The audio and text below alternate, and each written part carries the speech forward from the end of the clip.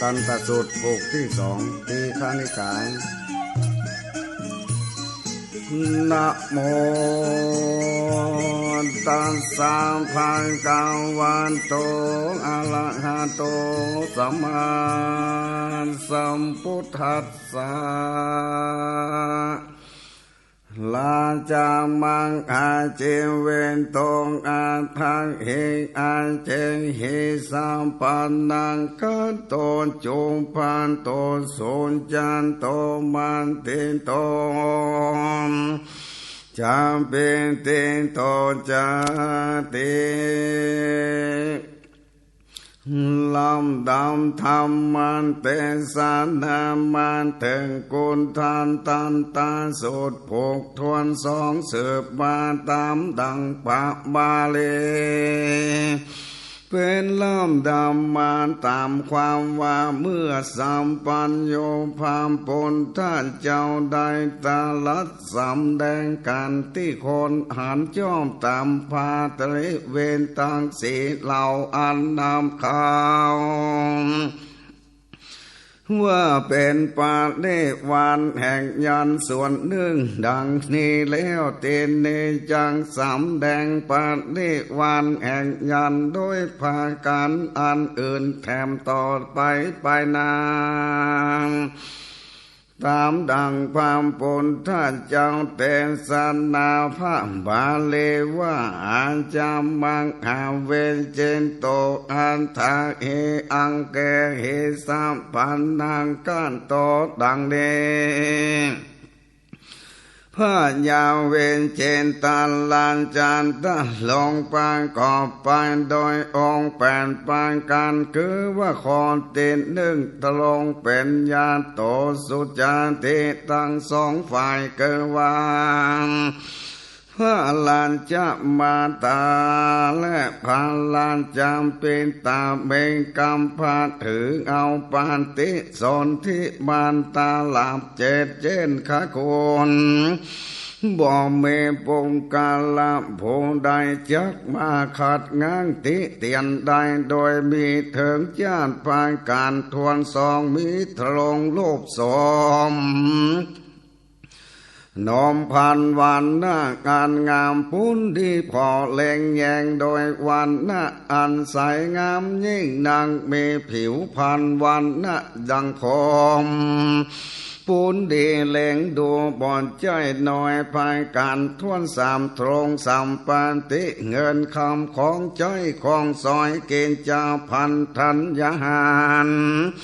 มีอยู่เป็นอันมากนางตังเต็มล่วงเต็มสางก็มีเต็มบัวละบวน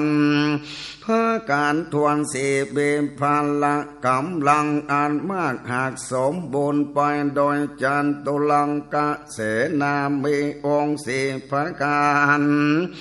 ที่อยู่ในวิในก้อยปันเต็มบานตามอันจะอัจยามีเตเจวา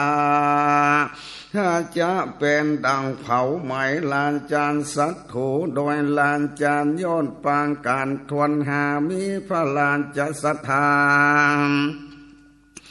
เป็นหน้าตาญาคาเป็นตาหน้าบอนเดบอดใดปิดประตูปานโดนจันดังบ่เป็นที่ลงไปดูแห่งสามมันหน้าผ่านคนกำพร้าคนเตียวตังยานจงบานในพวกคนขอตังลายตรงป้อมเป็นยังลานจ้างกุศลา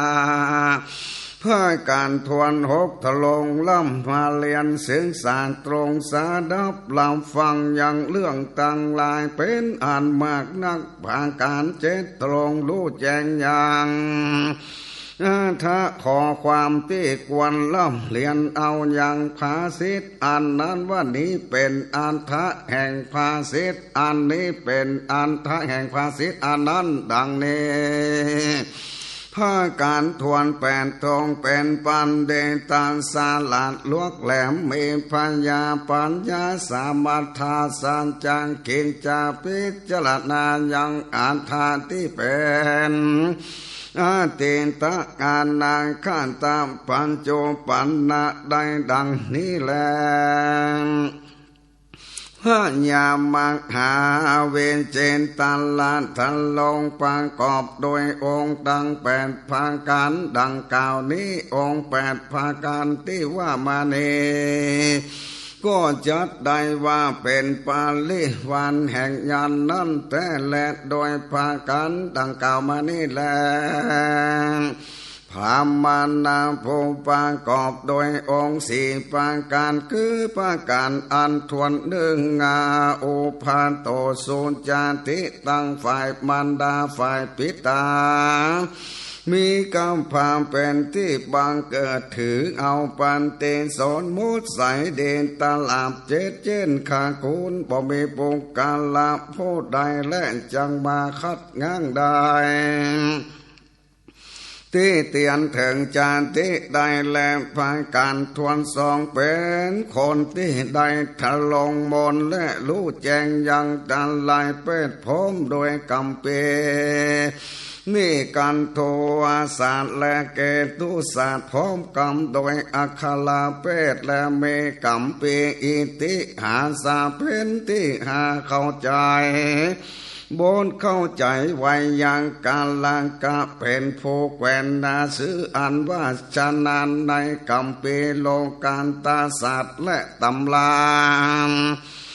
ตำน้อยมังหาปุริสลังคานาภาการทวน3เป็นคนมีศีลอันมันประกอบไปด้วยศีล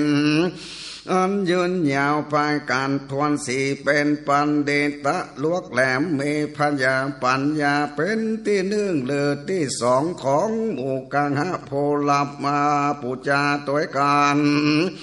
พามานามโพโลหิตโพปังกอบไปโดยองค์4 ประการตามได้แสดงมาดีองค์ตั้ง4 ประการแม้นว่าฝงนี้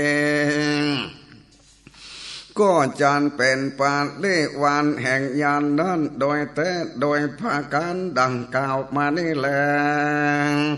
ดวงการลาพามานะต่อแต่นั้นพามานะปานโลหิตได้สำแดงยังวิธี3 ภาการถวายพญาวิจิตรลานก่อนจังปูจายันว่า1เมื่อมหาลาจันตะลงอยู่จังเปิงมีการเวมปฏิสารพ้องว่า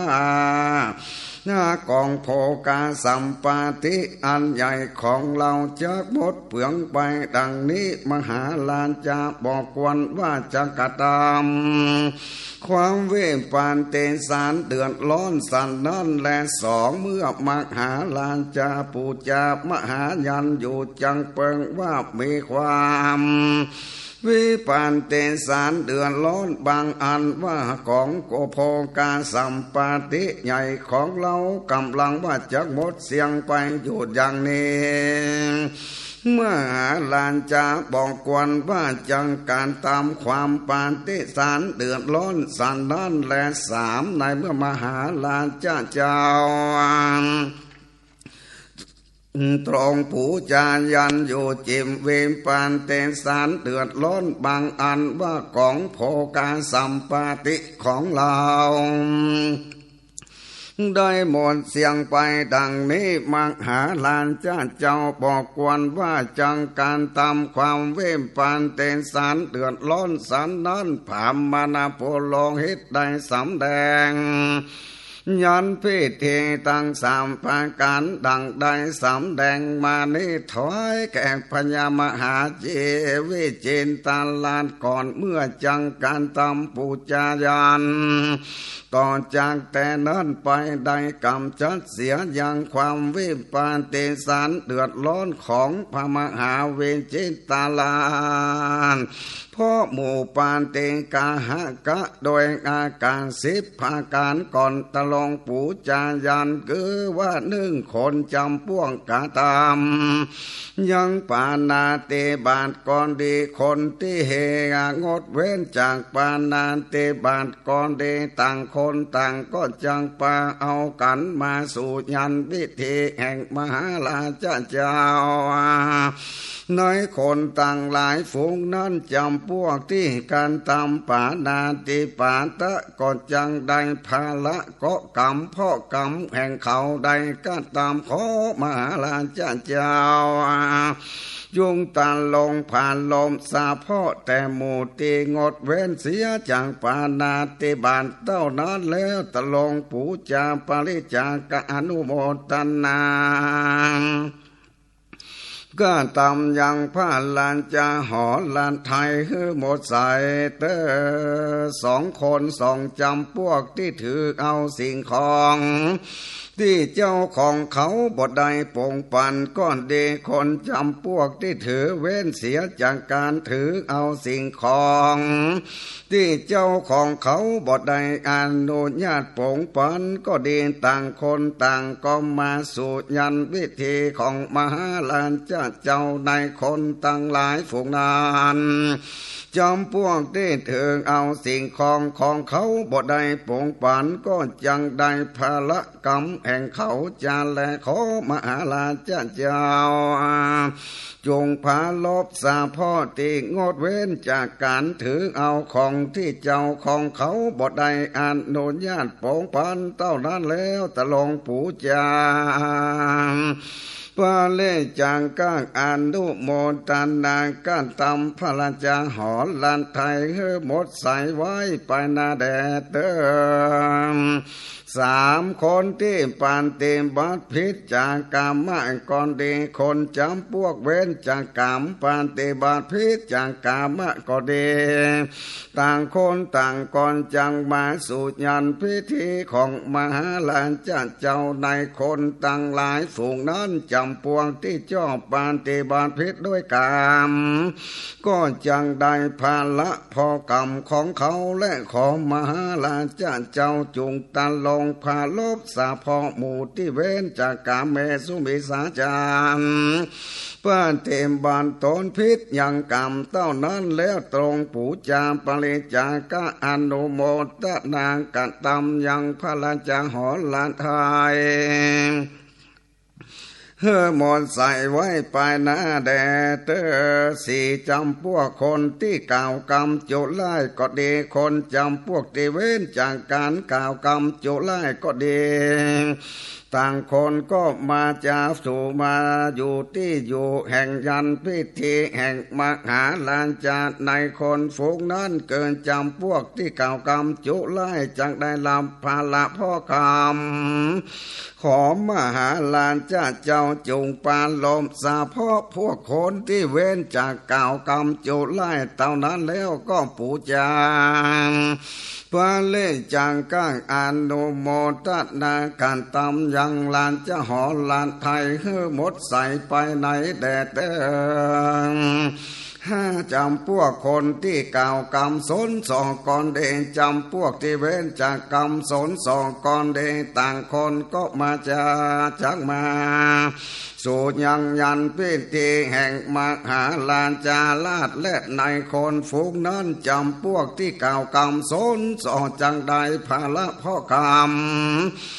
ของเขาขอมหาลานจาจงตะลงพาลมสาพอพวกคนที่เว้นจากกล่าวกรรมสนสอดเท่านั้นแลตรงปูจางอนุโมทนาการตำพระราชหอลานไทยหมดใส่ไว้ภายในนั้นแดดเด้อหกจำพวกคนที่กล่าวกรรมหยาบจ้าคนจำพวกที่เว้นจากการกล่าวกรรมหยาบจ้าต่างคนก็จังมาสู่ยันพิธีของมหาลาชในคนฝูงนั้นจำพวกที่กล่าวกรรมหยาบจ้าก็จังได้รับภาละแห่งกรรมของเขาขอมหาลานจาจุงตาลงพาลบสาพอหมู่ที่เว้นจากกล่าวกรรมหยาบจ้าเท่านั้นแล้วตรงปูจาปริจากะอนุโมทนาก็ตำพาลานจาหอลานไทยพองใสไว้ภายในแดดเตอเจ็ดคนที่กล่าวกรรมสัพพละวาจาก็ดีคนจำพวกเตเว้นจากการกล่าวกรรมสัพพละวาจาก่อนเดต่างพวกต่างก็จากมาสู่ยังยันพิธีแ แห่งมหาลานจาในคนฝูงนั้นจำพวกที่กล่าวกรรมสัมปะละวาจาจักได้รับยังยันภาละก็เพราะยังกรรมของเขาขอมหาลานจาตุงจะจุงตะลงพาลบซึ่งพวกที่เว้นกล่าวกรรมสัมปะละวาจาเต่านั้นแล้วตะลงปู่จางปาเลจังกากอนุโมทนาการตำพระลานจาหอลานไทยหมดใส่ไว้ไปในแดดเตอแปดจำพวกที่โลภะไข่ใดของคนอื่นก่อนดีคนที่บ่มีโลภะไข่ใดของผู้อื่นก็ดีต่างคนก็ยังมาสู่ยันพิธีแห่งมหาลานเจ้าในคนฝูงนั้นจำพวกที่โลภะไข่ใดของผู้อื่นยังได้ลำพละกรรมของเขาแล้วขอมหาลานเจ้าจงพาลบหมู่ที่บ่อโลภะไข่ใดของคนอื่นเท่านั้นตรงปูจาปริจากาอนุโมทนาก็ตำยังพระลานจาหอลานไทยหมดใส่ไว้ไปในแดดเธอเก่าคนจำพวกที่มีจิตพยาบาทตั้งก่อนดีคนจำพวกที่บ่มีจิตพยาบาทก็ดีต่างก็มาจาและมาสู่ยันพิธี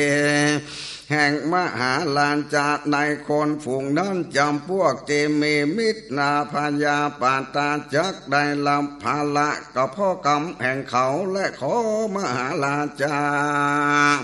จงปาลบเอาสาพ่อพวกที่มีจิตบ่พายาปาตะเต่าดันแล้วตะลงปูจางบาเลจังกางอนุโมทนาการตำพระลานจาหอละไทยคือหมดใส่ไว้ไปในแดดเตอ10 คนจำพวกที่เป็นมิจฉาทิฏฐิก่อนดีคนจำพวกที่เป็นสัมมาทิฏฐิก็ดีต่างก็จังมาสู่ยันวิธีแห่งมหาลานเจ้าในคนฝูงนั้นจำพวกที่เป็นมิจฉาทิฏฐิ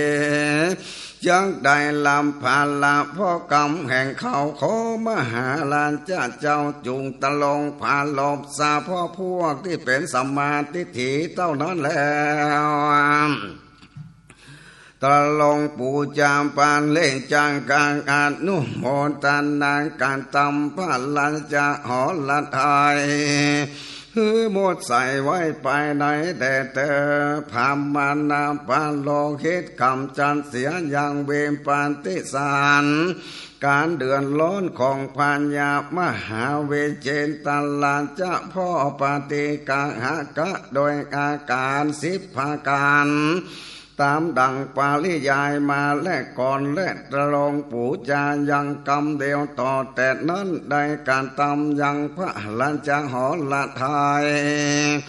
อันตะลงปูจามหายันอยู่เฮินใดตะลงหันจอมสัมมาตากหาร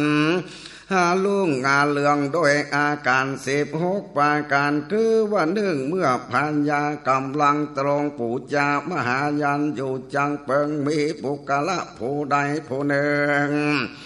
มากล่าวว่าพัญญามหาเวเจนตันลานจะตรงปูจามหายันแต่พัญญาก็บทได้จักจวนเอาฟุ้งอนุโยนการสัตว์อันเจ้านิคมและจนาบนาพระยามาตรงปูจามหายันหันมาปานสนันแต่สาเพาะพัญญาจักบ่มีผู้กาละผู้ใดมาเก่าพญาได้โดยทำสันนี้และเพราะว่ามหาลานเจ้าก็ได้ตะลงเรียกเหล่าอนุโยนและการสัตว์ของเจ้านิคมและจารดาบทมาปรึกษาหาเลยแล้วแม่นว่าโดยภายการสันนี้ขอมหาลานเจ้าจุงตะลงรู้แจ้งเตือน ของพาลานจ้าเจ้าจุงปูจามปานเล่จางกะงานโนโมตนากันตำยังพาลาจาหอละไทยฮือผ่องใสไว้ไปในแดดเติงสองในเมื่อมหาลานจาจักการตำปูจามหายันอยู่จังกวนมีปุกละผู้ใดมาเก่าว่าพญามหาเวเจนตันลานจ้าจังผูจามหายันแต่มหาลานจ้าเจ้าบทใจอาจวนเอาหมู่เสนางอามานลาจ้าปาเลสัตอันเป็นเจ้านิคมจันนาบดพาลานจ้าเจ้ามาปูจายังมหายันหันมาปานสนั้นแต่สะเพาะพระมหาลานจาจักบ่มีปงกาละผู้ใดมาเก่ามหาลานจ้าเจ้าโดยทำสันนิเหเพราะว่ามหาลานจ้าเจ้าก็ได้เรียกเอาเหล่าอามาละจามปาเลสันอันเป็นเจ้านิคมและจานาบดมาปรึกษาแล้วแม่นบ่โดยพากันสันนิขอมหาลานจ้าเจ้าจงถ้าลงทราบรู้แด่เธอขอมหาลานจาจุงปูจามปานเลงจากะงานโนโมตนาคตัมพระจาหอละไทยได้หมดใส่ไว้ไปในแดดเธอสามเมื่อมหาลานจานเจ้าจังการตำการปูจามหาญาณจังเปิงเมปงการละผู้ใดมาเก่าว่าพันยาเวเจนตาลานจาจักกะตำปูจายันแต่มหาลานจะบ่ได้ตะลงจักจวนเหล่าพรหมนามหาสหายเจ้านิคมจันนาบดมหาลาจามาปูจามหายันหันมาปานนั้นแต่สัมเพราะมหาลานเจ้าจังมีปงการละผู้ใดมาเก่ามหาลานจาก็โดยทำสันนี้เพราะมหาลานเจ้าก็ได้เรียกฝูงพรรมมานะมหาศาละอันเป็นเจ้านิคมจานาบทมาปรึกษาแล้วแม้โดยพากันสันนี้ขอมหาลานจาจงตะลงรู้แจ้งแด่เถิดมหาลานเจ้าจุงตรงปูจามปานเลจังกะงานโนโมตนากันตมมหาลานหอละไทยเพื่อผ่องใสไว้ไปไหนแดดสี่เมื่อมหาลานจานตรงปูจามหายันอยู่จักเบิงมีปุกละผู้ใดมาเก่าว่าพันยามหาเวเจนตาลานตะลงปูจายันแต่มหาลานเจ้าบ่ได้จักจวนฟุ้งหมู่กะหะบ่เดที่มีสัมปติเงินคำเจ้านี่คมจันนาบทมหาลาจะมาปูจามหายันหันมาปานสันนั้นสะพอมหาลาเจ้าจักบ่มีปงกาละผู้ใดมาเก่าว่ามหาลานเจ้าใดโดยทำสันนี้เลยก็เพราะมหาลานเจ้าได้ตลัดเรียกร้องฝูงกะหะบอนเดผูกมั่งมีเข้าของเจ้านิคมจันนาบทมาปรึกษาแล้วแม่นว่าโดยปานกันสันเน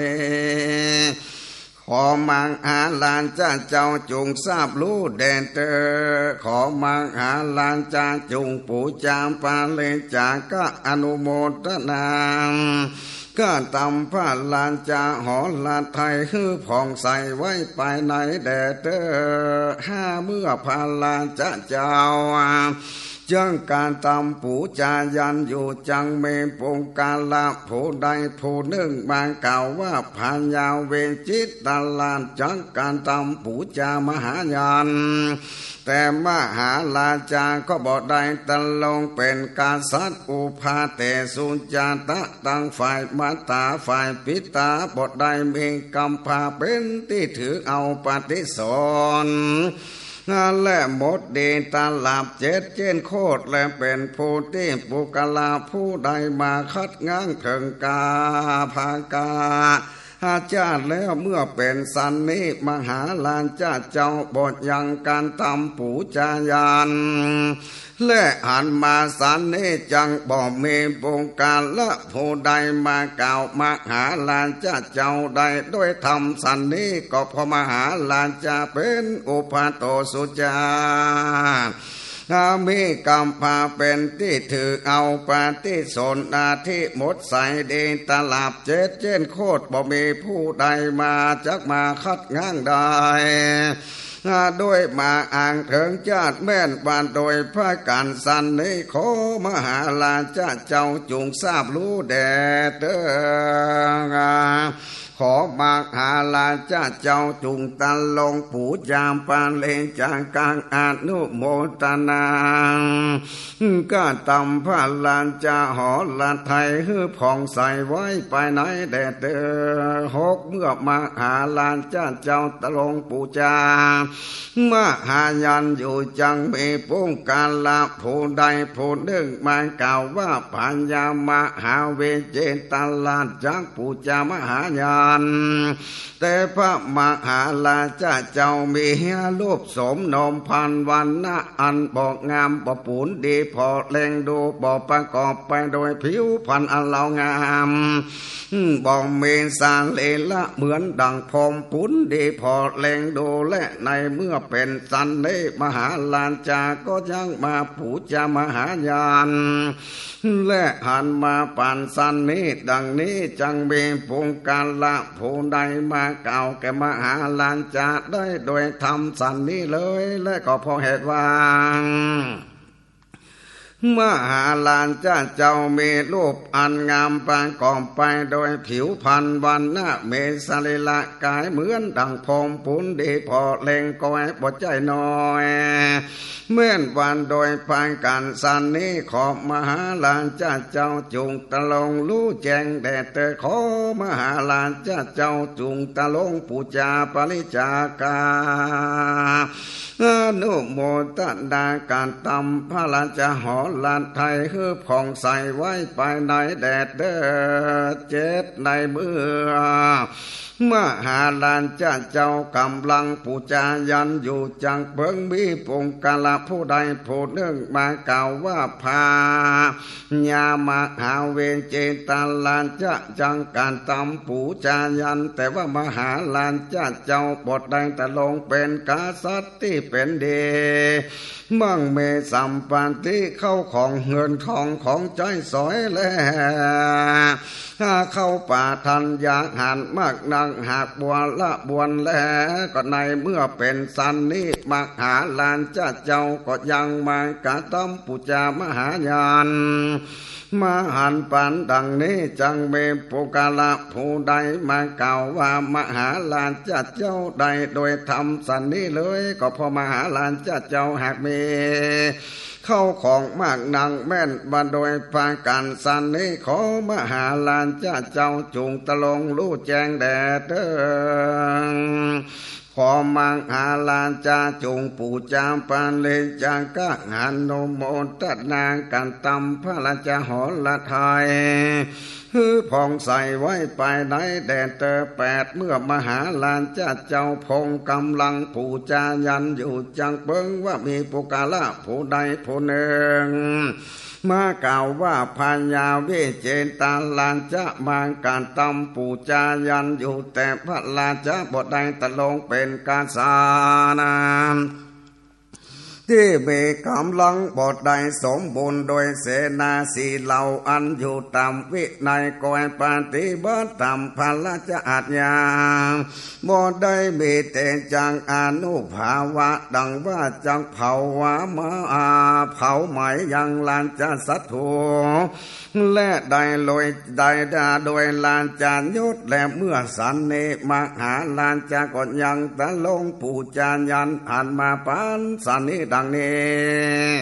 จักบอกเบปงกาละผู้ใดมากล่าวว่ามหาลานเจ้าใดด้วยธรรมสันนิเลยก็พอมหาลานเจ้าตรงเป็นกษัตริย์ที่มีกำลังห่างสมบูรณ์โดยเสนาตั้งสี่เหล่าอันอยู่ในวินัยก้อยป้านเตมบันต่ำพระราชอาญา และทงแผ่เวลานจากอนุภาพเป็นดังว่าจังเผาไหม้และฝูงหมู่ลานจาสัตถูโดยลานจายศแมนวางด้วยผ่านการสันได้ขอบมหาลานจ้าเจ้าจุงรู้แจ้งแดนเตอขอมหาลานจ้าเจ้าจุงปูจาปริจากาอนุโมทนากาตำพระลานจาหอลานไทยคือผ่องใสไว้ภายในแดนเตอเก้าในเมื่อมหาลานจ้าเจ้าตาลงปูจามักหายันอยู่จังเปิงมีปุงการลำพูนใดพูนหนึ่งมากล่าวว่าผายาวเวจิตลานจามันตะลงปูจายันแต่มหาลานจาก็บ่ได้เป็นกาสัตที่มีพระลานจาสันธาบ่ได้เป็นตายากะบ่ได้เป็นตาณบ่อดีมีประตูหากเกิดไว้เสียบ่ได้เป็นดังน้ำบ่ออันเป็นที่ลงงาดื่มกินแห่งงาสลมสามารถนาพามตั้งหลายคนกำผ้าคนเตียวตังยาจกวันนี้พวกคนขอทั้งหลายหมดได้ตะลงป้อมเป่งยังลาจากุศลเมื่อเป็นสันนิมหาลาจาก็จังว่ามากระทำการปูจามหาญาณหันมาป่านสันนี้ดังนี้จังมีผู้ใดเล่าจังมากล่าวว่ายังมหาลาจะเจ้าใดด้วยธรรมสันนี้และก็เพราะพลานจะหากตรงเป็นภาการสานา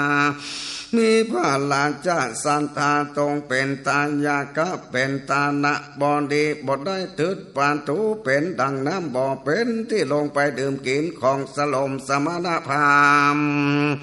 คนกำผ้าคนเตียวตังยานจกวันนี้พวกคนขอนตังหลายแม่นว่ามีโดยพระการดังนี้ขอมหาลานจ้าเจ้าจุงตะลงทราบรู้เถิ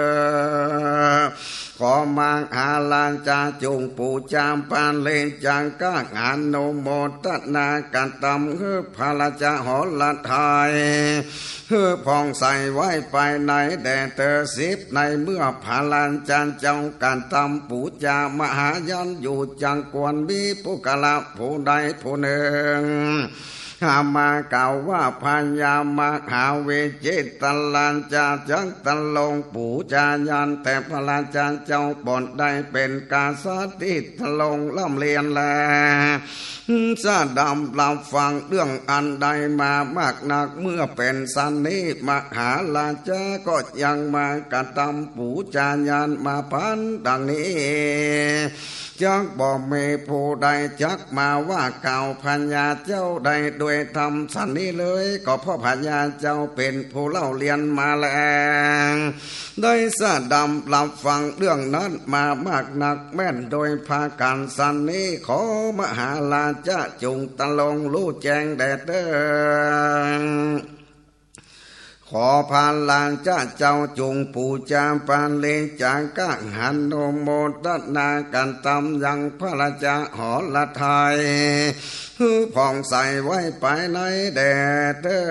11ในเมื่อมหาลานจ้าเจ้ากำลังตะลงปูจามหายันอยู่จังเปิงเมผู้กาลาโพใดโพหนึ่งมากล่าวว่าพญาเวจิตลาดมาปูจามหายันตัวมหาลานเจ้าบ่ได้รู้แจ้งยังอัฏฐะแห่งคออันเกยเล่าเลียนและภาษิตอันนั้นว่าอันนี้เป็นภาษิตแห่งอันนี้เป็นอัฏฐะแห่งภาษิตอันนั้นเมื่อเป็นสันนิพาลานเจ้าก็ยังกล่าวว่าปูจายันมหันปันสันนี้จังบ่มีปุงกะละผู้ใดมาว่าเก่ามหาลาจะโดยธรรมสันนี้เลยก็พอมหาลาจะเจ้าเป็นพังการสันติหลังอัฏฐะแห่งคอที่เล่าเรียนและภาษิตนั่นว่าอันนี้เป็นอัฏฐะแห่งภาษิตอันนี้เป็นภาษิตแห่งอันนี้สันนี้ขอมังหาลานจ้าเจ้าจุงตันลงปูจามปาลิจังกลางอนุโมทนากันตำพระราชาโหละไทยเพื่อผ่องใสไว้ไปไหนแดดเต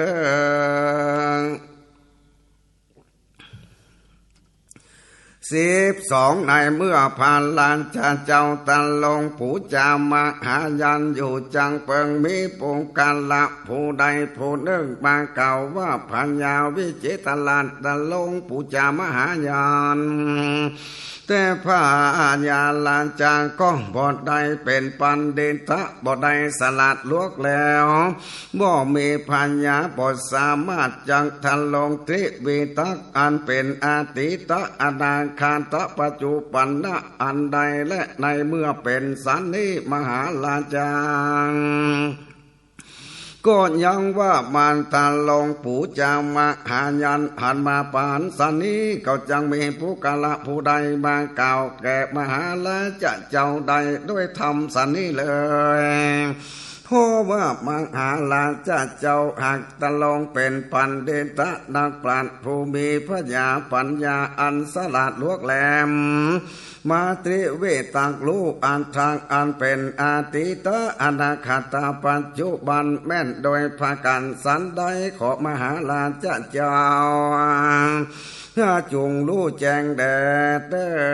ขอมหาลานจะเจ้าจุงปูจามปานเลจังกะอนุโมทนาก็ตำพระลานจาหอลานไทยฮือผ่องใสไว้ไปในแดด13ในเมื่อมหาลานจันเจ้าตรงปู่จามหายันอยู่จังเพิ่งมีปงการละผู้ใดมาเก่าว่าผายาววิจิตรลานตะลงปู่จามหายันส่วนว่าพามานาปาโลหิตแห่งมหาลานเจ้าบทใดเป็นพามอุปาโตสุญาตบทใดมีกำพาถ้าเป็นที่ถือเอาปาฏิสนธิหมดใส่เดนตาลาบเจ็ดเจนขากูลเป็นผู้ที่ปงการละผู้ใดก็ขัดง้างติเตียนโดยมาอ้างถึงญาติและในเมืองเป็นสันนิมหาลานจะยังการตำปูจามหายันอันมาปันสันนิดังนี้เพราะว่าพามปาโลหิตแห่งมหาลานเจ้าเป็นอุปาโตสุจาตตั้งฝ่ายมาตาและปินตามีกำพาเป็นที่ถือเอาปฏิสนอันหมดสายตาลามเจนเจนคากุลบ่มีผู้ใดจักมาเก่าขัดง้างติเตียนได้ก็โดยอ้างจาดและแม่นโดยประกันดังนี้ขอมหาลานเจ้าจงตาลงรู้แจ้งแด่เตอขอมหาลานเจ้าจุงปู่จามปานเลนจางกลางอนุโมทนาก็ตำพระลานจาหอลัดไทยคือผ่องใสไว้ไปในแด่เตอ14ในเมื่อมหาลานเจ้าตรงปู่จามมหายันอยู่จังเปิงมีผู้ใดผู้หนึ่งมาเก่าว่าพญาเวเจนตลาดตรงปู่จายันแต่พามานาปาโลหิตพญาเจ้าบทใจเป็นคนเล่าเรียนมนบทได้ตะลงมนบทได้จบยังตะไหลเป็ดพร้อมโดยกำเปเนคันตรุสารเกตุภาษาตังอาคาและพระเทศมีกำปีอิติหาสะเป็นที่หาก็บอกเข้าใจอย่างบทบอกเข้าใจอย่างไวยากาลนาบ่ได้เป็นผู้สนานแขวนยังกำปีโหรากาศาสตร์และมหาปุริสลักษณศาสตร์ในเมื่อเป็นดังนี้พระยาก็ตรงปู่จามหายันหันมาดังนี้จังบ่มีผู้กะละผู้ใดมาเก่ายังมหาลาจาด้วยธรรมสันนี้เลยก็เพราะว่าพามานาปุโลหิตของมหาลาจะเป็นคนเล่าเรียนและทงมนรู้แจ้งยังตะไหลเป็ดพร้อมกำเปนิคันโตศาสตร์และเกตุภาษาพร้อมโดยคาลามปาเทศมีกัมปีอิติหาสะเป็นที่หาและเข้าใจบทเข้าใจไวยากาลนะจันนานแขวนยังกัมปีอโลกาญาตาศาสตร์และมหาผู้เลศาลังคานาศาสตร์แม่นโดยภายการดังนี้ขอมหาลานจาจุงตะลงรู้แจ้งแดดเตอขอพานลานเจ้าตรงปู่จามปานเลงจากะอนุโมทนากตัมพระหอละไทย คือผ่องใสไว้ไปไหนแด่เตอ15ในเมื่อพระราชาเจ้าตะลงปู่จายันเจ้าเปิงเมผู้กาละผู้ใดผู้หนึ่งมากล่าวว่าพญาวิเจนตลาดตรงปู่จามหายันแต่ว่าพามนะโพโลหิตแหล่งมหาราชเจ้าบ่ได้เป็นผู้มีศีลบ่มีศีลยิ่งยวดและบ่ประกอบโดยศีลอันยิ่งยวดและเมื่อเป็นสันนิโคพระราชาเจ้าก็ต้องปู่จามหายันหันมาปันดังนี้จักบ่มีผู้กะละผู้ใดมากล่าวยังมหาราชเจ้าโดยธรรมสันนี้แลเพราะว่าพามานาปุโรหิตของมหาราชเจ้าเป็นคนมีศีลอันยืนยาวประกอบด้วยศีลอันมั่นคงแต่โดยผ่านการดังนี้ขอพระราชเจ้าจุงตะลงรู้แจ้งแด่เตอขอมังหาลานเจ้าจุงปูจามปาเลจากะอนุโมทนาการตำพระหอละทายเฮือผ่องใสไว้ไปไหนแด่เธอ16ในเมื่อพาลาเจ้าตรงปู่จายังมหายันอยู่จังเปิงเมผู้กาลาผู้หนึ่งผู้ใดมาเก่าพระยาวิจิตลาดตะลงปู่จามหายันอยู่แต่ว่าพามนะโพโลหิตแห่งพญาเจ้าบ่ได้เป็นปันดิตและนักบาลบทสลัดลวกแหลมมหาปัญญาบทใดบทใจที่หนึ่งหรือวันที่2น้อยหมู่ปานเตงกะหะผู้ลับของปู่จาตัวกันในเมื่อเป็นสันนิพญาเจ้าก็จะจักตะลงปู่จายังมหายันหันมาดังนี้จังมีผู้กะละผู้ใดมากล่าวได้โดยธรรมสันนี้เลยก็พอพระมานา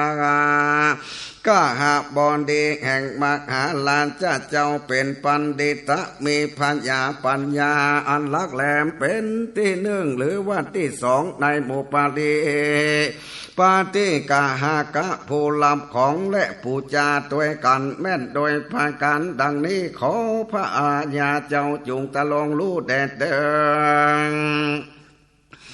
ขอพญาเจ้าจุงปู่จาปานเลงจากกลางอนุโมทนากะตำพระราชหอละทายคือผ่องใสไว้ไปในแดดเตือนดูกะลาพามปุโลหิตการตำพระราชหอละทายแห่งพญามหาจิเวนตาลาดพุทธลงปู่จามหายันอยู่ได้หันจอกสามาตันกะหันและลื่นลมด้วยอาการ16ภาการดังใดปริยายมาแล้วสันนี้แล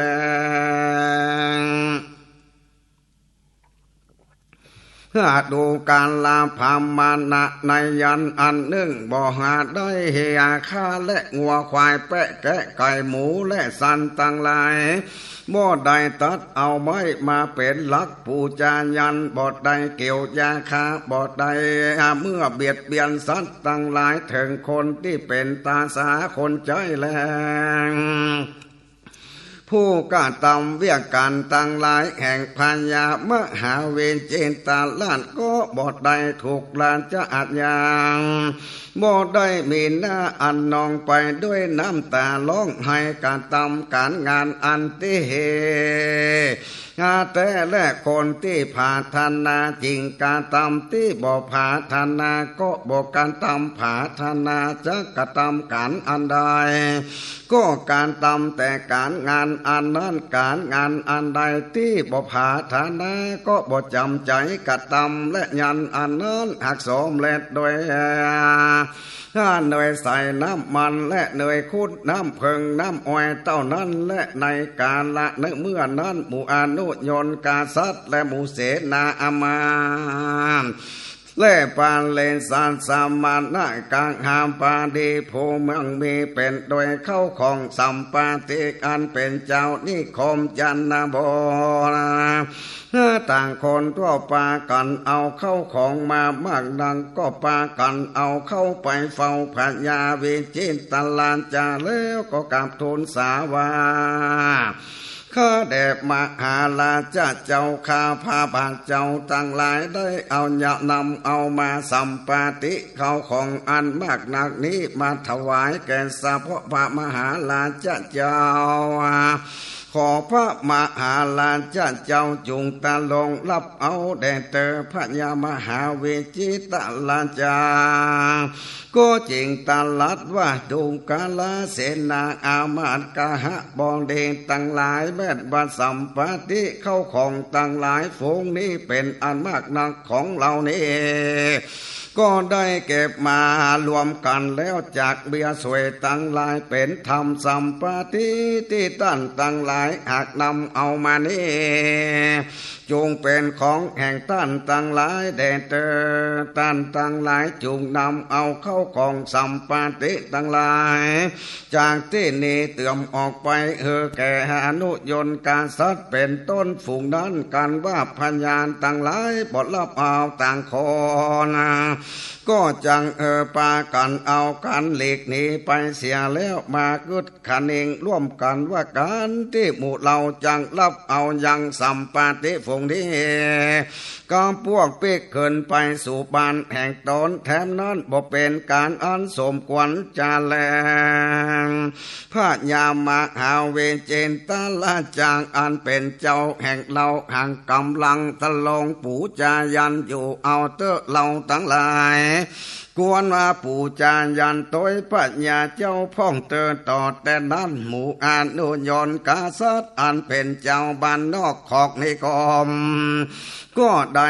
เริ่มการตำบลป้อมเป็นต่างๆที่สาลหนบุปาตังวันออกแห่งงาขุมยันและหมู่อามาตลานจามปาเลสันตั้งหลายที่เป็นเจ้านอกขอกนิคมก็ได้ป้อมเป็นต่างตักขีนาด้านใต้แห่งขุมยันพวกพามมารดากาหะสาละที่เป็นเจ้านิคมก็ได้ป้อมเป็นยังที่สาปัสสิมวันตกแห่งขุมยาน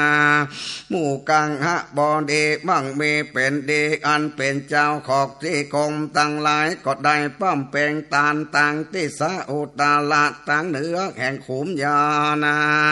ถึงในยันแห่งอนุยนกาเสดเป็นตนนั่นก็บ่ได้คางัวแปะแกะลาหมูไก่สัตว์ตั้งหลาย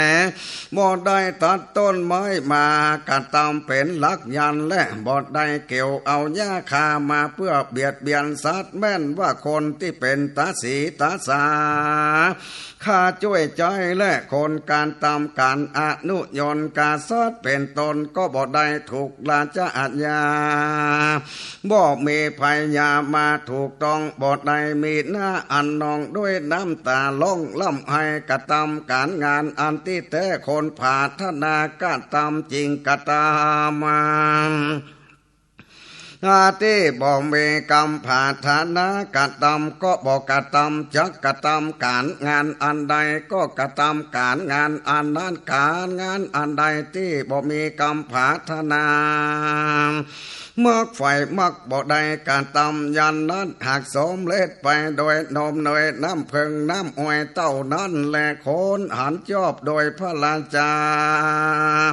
หาเทเวตังสี่จำพวกหนึ่งและมหาเจเวตาลาจาตรงประกอบโดยองค์แปดภาการหนึ่งและพัมปะโลเฮ